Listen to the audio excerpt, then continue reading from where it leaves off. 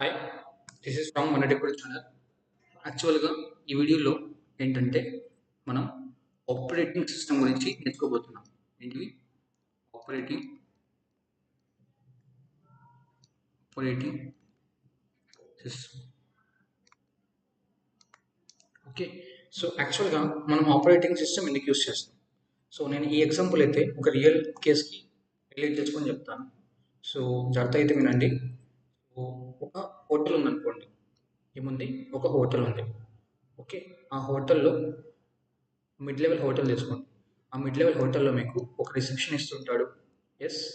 And ఒక kitchen ఉంటుంది. ఆ కిచెన్లో లైక్ సామాన్లు ఉంటాయి. ఎస్. ఏసీ లైక్ ఫ్రిడ్జ్ కానీ, మిక్సీ కానీ, స్టవ్ కానీ, అండ్ ఆల్సో ఓవియన్ కానీ, అండ్ చిమ్నీస్ కానీ, స్పూన్స్, చమ్చాస్ ఇవన్నీ ఉన్నాయన్నమాట. అండ్ ఇక్కడ చైర్స్ ఉన్నాయి. చైర్స్, టేబుల్స్ ఉన్నాయనుకోండి. ఓకే. అండ్ ఒక రెస్టారెంట్కి ప్రతి రెస్టారెంట్కి ఒక మేనేజర్ ఉంటాడు. ఎస్. ప్రతి రెస్టారెంట్కి ఒక మేనేజర్ అయితే ఉంటాడు మేనేజ్ చేయడానికి. మేనేజర్ ఏం చేస్తాడు? కస్టమర్స్కి ఏమైనా ప్రాబ్లం వచ్చినా కానీ, కౌంటర్లో ఏమైనా మనీ ఇష్యూ వచ్చినా కానీ, ఏదైనా షెఫ్లో ఫుడ్ లేకపోయినా కానీ అన్నీ కోఆర్డినేట్ చేసుకుంటాడు. ఇక్కడ ఇక్కడ ఇక్కడ అన్ని ప్లేసెస్లో కోఆర్డినేట్ చేసుకుంటూ ఉంటాడు. దీన్ని నేను ఎందుకు తీసుకుంటానంటే నేను ఇక్కడ రెస్టారెంట్ అని రాస్తాం. సో మన కంప్యూటర్లో వచ్చేటప్పటికి మనకి హార్డ్వేర్ సిస్టమ్స్ ఉంటాయి. Yes. Hardware and software,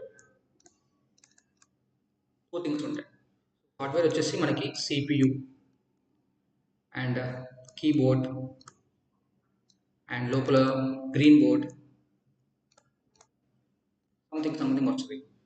as as as same as నేను ఇదే ఎగ్జాంపుల్ నేను ఈ రియల్ లైఫ్ ఎగ్జాంపుల్కి రిలేట్ చేసుకొని ఆపరేటింగ్ సిస్టమ్ అంటే ఏంటిదో ఎక్స్ప్లెయిన్ చేయడానికి ట్రై చేస్తాం. ఇక్కడ మీకు ఏసీ కానీ, ఫ్రిడ్జ్ కానీ, అండ్ మిక్సీ కానీ, అండ్ ఆల్సో ఓవియన్ కానీ, స్టవ్ కానీ, ఇలా వేరియస్ థింగ్స్ ఉన్నాయనుకోండి. ఈ వేరియస్ థింగ్స్, ప్లేట్స్ కానీ, ఓవియన్స్, ఏసీస్, ఫ్రిడ్జెస్, చిమ్నీస్ ఇవన్నీ హార్డ్వేర్ అనుకోండి. అలాగే మీకు ఇక్కడ హార్డ్వేర్ అంటే CPU, keyboards, green boards and mouse, mics ఇవన్నీ హార్డ్వేర్. ఎస్. అండ్ దాంట్లో మదర్ బోర్డ్ ఇవన్నీ హార్డ్వేర్. ఎస్. ఇక్కడ రెస్టారెంట్లో కూడా ఈ థింగ్స్ అంటే హార్డ్వేర్ లైక్ ఫ్రిడ్జ్ కానీ, మిక్సీ కానీ, స్టవ్ కానీ, అండ్ చిమ్నీస్ కానీ ఇవన్నీ హార్డ్వేర్ అనుకోండి. ఎస్. సో నేనేం చెప్తున్నానంటే ప్రతి కిచెన్కి షెఫ్స్ ఉంటారు కదా. ఎస్. ఉంటారు. ప్రతి కిచెన్కి ఉంటారు. ఇన్ కేస్ ఒక రెస్టారెంట్కి ఆర్డర్ వస్తే ఏం చేస్తారు? ఆర్డర్ పర్టికులర్ మేనేజర్ ఈ పర్టికులర్ ఆర్డర్ ఎవరైతే ఎక్స్పర్టో వాళ్ళకి అసైన్ చేస్తాడు. ఎస్. సో ఒక్కొక్క షెఫ్ వచ్చేసి ఒక్కొక్క ఫుడ్ బాగా చేస్తాడు. ఈ షెఫ్ దోశ బాగా చేస్తాడు, ఈ షెఫ్ బిర్యానీ బాగా చేస్తాడు, ఇంకో షెఫ్ మనకి లైక్ కర్డ్ రైస్ బాగా చేస్తాడు. అలా వచ్చిన ఆర్డర్ని బట్టి మన మేనేజర్ ఏం చేస్తాడు? ఆ పర్టికులర్ ఫుడ్, ఆ పర్టికులర్ ఆర్డర్ ఎవరికి అసైన్ చేయాలి? లైక్ ఈ పర్సన్కి, లేకపోతే ఈ షెఫ్కా, లేకపోతే ఈ షెఫ్కి అసైన్ చేస్తారు. Because of manager know who are expert in which kind of item అని. ఎస్. ఆల్సో మనకి ఇక్కడ కస్టమర్స్ ఉంటారు. సో కస్టమర్స్కి ఏమైనా ఫుడ్ బాగాలేకున్నా కానీ, ఫుడ్ ఏమైనా ప్రాబ్లం ఉన్నా కానీ, ఏదైనా ప్రాబ్లం వచ్చినా కానీ he will go there and he will resolve. And ఇక్కడ కౌంటర్లో కూడా మనకి ఇక్కడ మనీ, క్యాష్లో కానీ, లేకపోతే ఆన్లైన్ ట్రాన్సాక్షన్ గురించి అయినా ఏదైనా ప్రాబ్లమ్స్ వచ్చినా కానీ, ఏదైనా ఇష్యూ వచ్చినా కానీ మళ్ళీ మేనేజర్ ఇక్కడికి వచ్చి రిజాల్వ్ చేసి కస్టమర్స్తో మాట్లాడి అండ్ ఆ పేమెంట్ జరిగేలాగా యాజ్ ఇట్ ఈస్ చూస్తాడు. ఎస్.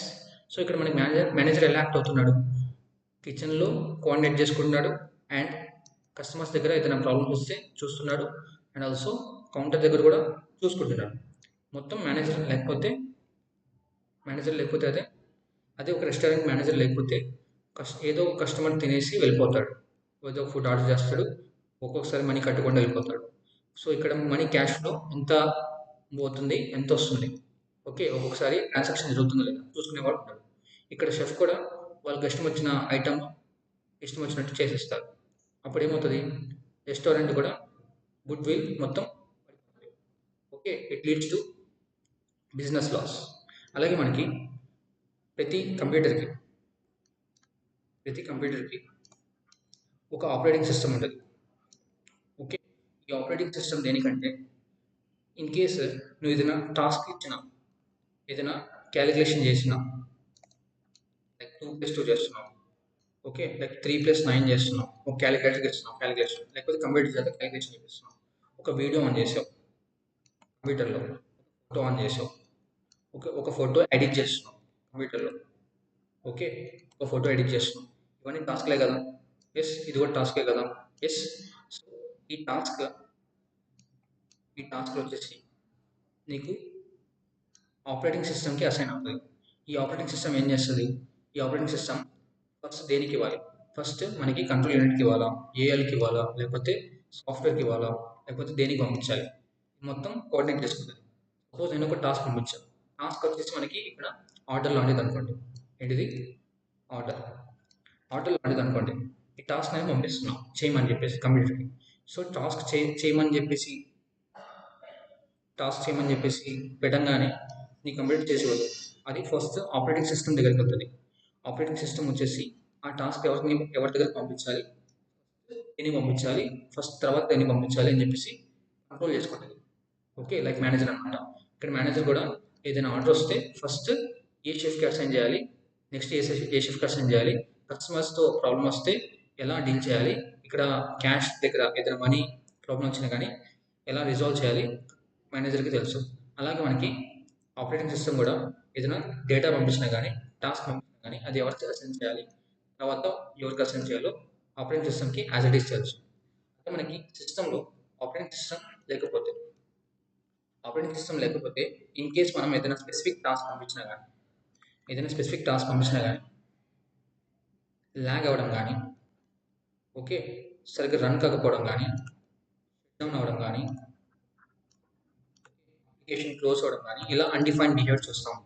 ఆపరేటింగ్ సిస్టమ్ లేకపోయినా కానీ okay. So this is the all about the operating system. ఇలా మనకి ఆపరేటింగ్ సిస్టమ్ ఒక కంప్యూటర్‌లో రన్ అవుతా ఉంటది.